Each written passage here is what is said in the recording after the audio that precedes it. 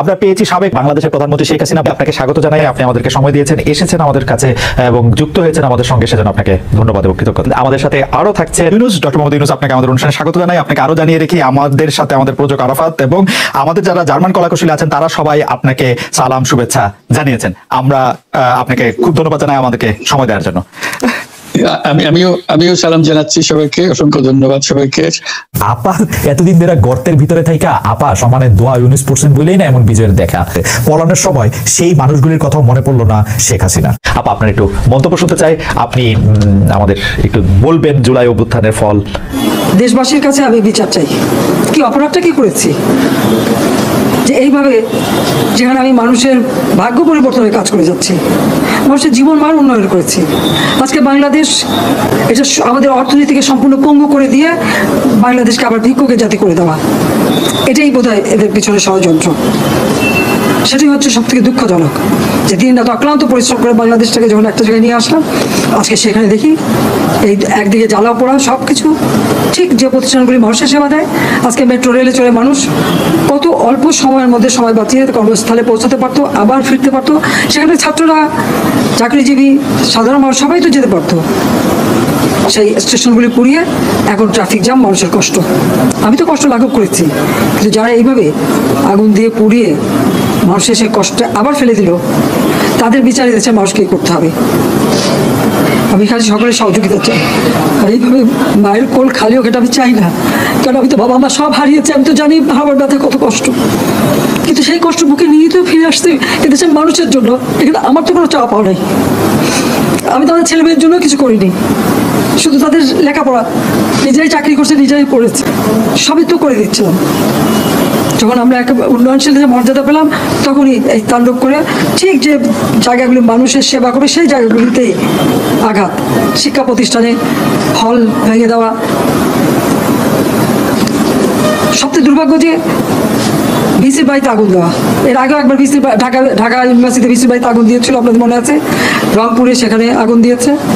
ময়মনসিংহ কৃষি বিশ্ববিদ্যালয় থেকে শুরু করে বিভিন্ন জায়গায় এই তাণ্ডব চালিয়েছে। রাজশাহীতে এই তাণ্ডব চালিয়েছে। বিশ্ববিদ্যালয়গুলিতে সেশন জট ছিল, আমি সরকার আসার পর থেকে কোনো সেশন জট নাই। লেখাপড়ার মান উন্নত করা, যাতে এখান থেকে পড়ে আবার বিদেশে পড়তে, সেই ব্যবস্থাও করে দিয়েছি। কিন্তু তারপরেও কোটা সংস্কার আন্দোলন, কোটা তো আমি বাতিলই করে দিয়েছি। আমি আহ্বান করেছিলাম যে একটু ধৈর্য ধরো, হাইকোর্টে শুনানি হবে, হাইকোর্ট যে রায় দেয় না, তারপরেও এই আন্দোলন হবে। আজকে এই যে এতগুলি মানুষের জীবনের ক্ষতি হলো, এতগুলি পরিবার ক্ষতি হলো, এর দায় দায়িত্ব কাদের? আমি দেশবাসীর কাছে সেই এই হাসপাতালটাই তো আজকে আপনারা দেখেন কত সুন্দরভাবে করে দিয়েছি। কিছু নেই হাসপাতালে, একটা লিফটও ছিল না আমি যখন সরকারে আসি। আর সেই এই হাসপাতাল আমার আব্বা স্বাধীনতার পর জাতির পিতা বঙ্গবন্ধু শেখ মুজিবই করে দিয়েছিলেন। আমি সেটা উন্নতি করেছি বলেই তো আজকে চিকিৎসা দিতে পারছি, নইলে এত রোগীর চিকিৎসা দেওয়া কোনোদিন সম্ভব হতো না। তো আমার কি এটাই অপরাধ যে আমি মানুষের জীবন মান উন্নত করার জন্য কাজ করেছি, আর সেই জায়গাগুলিকে হামলা করতে হবে? কোভিড-19-এর সময় যেখানে আমরা সব থেকে ভালোভাবে মানুষের চিকিৎসা দিতে পেরেছি, সেই কোভিড হাসপাতাল সেখানে আগুন দিয়েছে। এটা কি ধরনের খেলা? আমি আর কিছু বলতে পারি না, এগুলি এক একদিন দেখি। আর শেখ হাসিনা, আপনাকে অনেক ধন্যবাদ। সরাসরি প্রশ্নে চলে আসি যে প্রফেসর ইউনূস, আপনি সাধারণত সাক্ষাৎকার দিতে চান না। অনেকে বলে থাকেন দেশি গণমাধ্যমে কথা বলতে আপনি স্বাচ্ছন্দ্য বোধ করেন না। এর কারণ হিসাবে কেউ কেউ বলেন আপনি প্রশ্নের মুখোমুখি হতে। অবস্থাটা হলো, আমি বলছি দেশের কাউকে কিছু বলি এমন কথা তো নয়। বাইরে বিদেশেও যে সবাইকে যে সাদরে নিয়ে আসি তাও না, তাদেরকে অনেক শর্ত দিয়ে আমার এই কথাগুলো লেখার ছাপানোর আগে আমাকে বলতে হবে, যাতে আবার এমন কোনো কথা শব্দ এখন থেকে না যে আমি আর বিপদের সম্মুখীন হবো।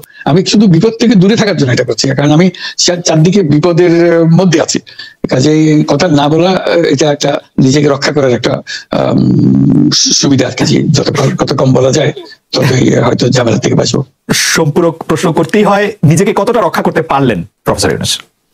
পারলাম না তো, এত তো খালি খালি বাড়ছে এখন তো বড় কঠিন অবস্থার মধ্যে পড়ে গেছি। কিছুদিন আগে হয়তো খবর পেয়েছি এই মাসের মধ্যেই যে 12 তারিখে যে ঘটনা ঘটলো, যে আমাদের অফিসের মধ্যে ঢুকে গেল লোকজন, ঢুকে বললো যে এটা আমরা এখন দখল করলাম, এখান থেকে আমরা চালাবো। এটা কি ধরনের আবদারের কথা?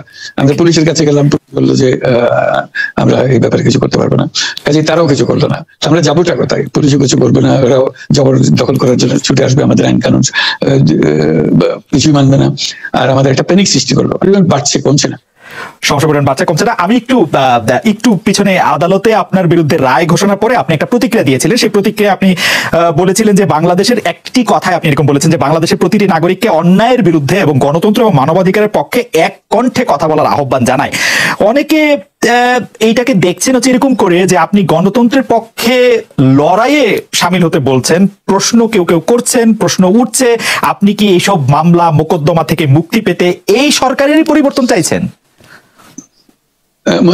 খালেদ, তুমি কি গণতন্ত্রের বিরুদ্ধে নাকি?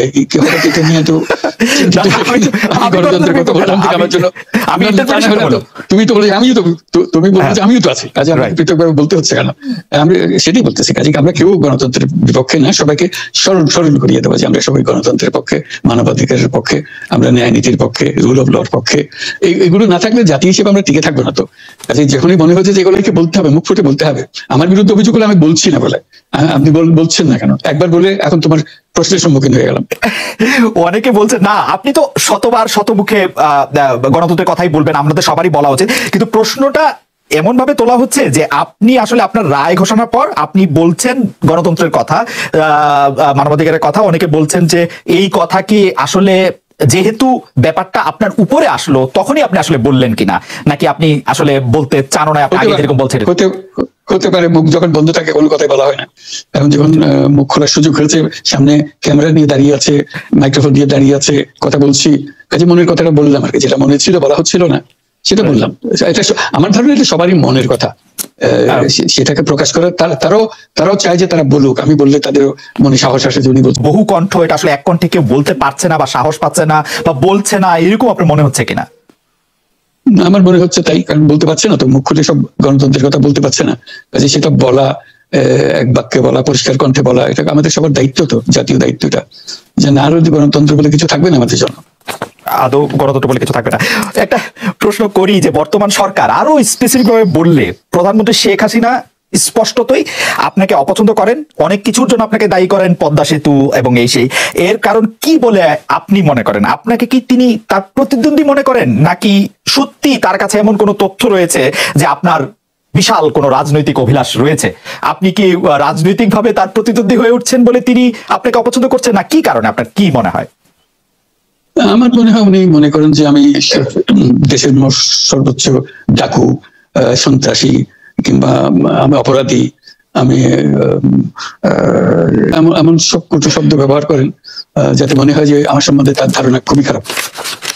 কিন্তু এইটা তো এরকম ছিল না। আমরা দেখেছি যে 96 থেকে 2001 সাল পর্যন্ত নানাভাবে এই সরকারি বা আওয়ামী লীগ সরকারি আপনার সাথে, বা আপনি আওয়ামী লীগ সরকারের সাথে একসাথে কাজ করতে কোনো সমস্যা হয়নি। আপনি এইটার জায়গাটাকে একটু, ব্যাকগ্রাউন্ডটাকে আমাদের একটু বলা যাবে যে আপনার কাছে কি মনে হয় কেন এই শত্রুতার বা কেন এই অপছন্দের বিষয়টা একটু সৃষ্টি হলো বা তৈরি হলো? যাই হোক, এটা আমার তরফ থেকে হয়নি। আমি তাকে যথাযথ শ্রদ্ধা করে নিয়ে গেছিলাম আমাদের মাইক্রো ক্রেডিট সামিটে ওয়াশিংটন ডিসিতে, আমাদের প্রধান অতিথি করে নিয়ে গেছি, সবাই সম্মান করেছে। কারণ এই মাইক্রো ক্রেডিটটা তখন পৃথিবীর সামনে আসছে, বড় আকারে আসছে, এবং এটা বাংলাদেশের অবদান হিসেবে সবাই স্বীকৃতি দিচ্ছে। ওয়াশিংটনে দুনিয়ার সেরা যারা সবাই উপস্থিত ছিলেন, তার মধ্যে আমরা ওনাকে নিয়ে গেছিলাম এই জন্য যে বাংলাদেশের পক্ষ থেকে এই গৌরবটা যেন তিনি আমাদের পক্ষ হয়ে গ্রহণ করেন। উনি রাজি হয়েছেন, উনিও গেছেন, করেছেন। কাজে এটা স্বাভাবিকভাবে এই সম্পর্ক থেকে যাওয়ার কথা ছিল।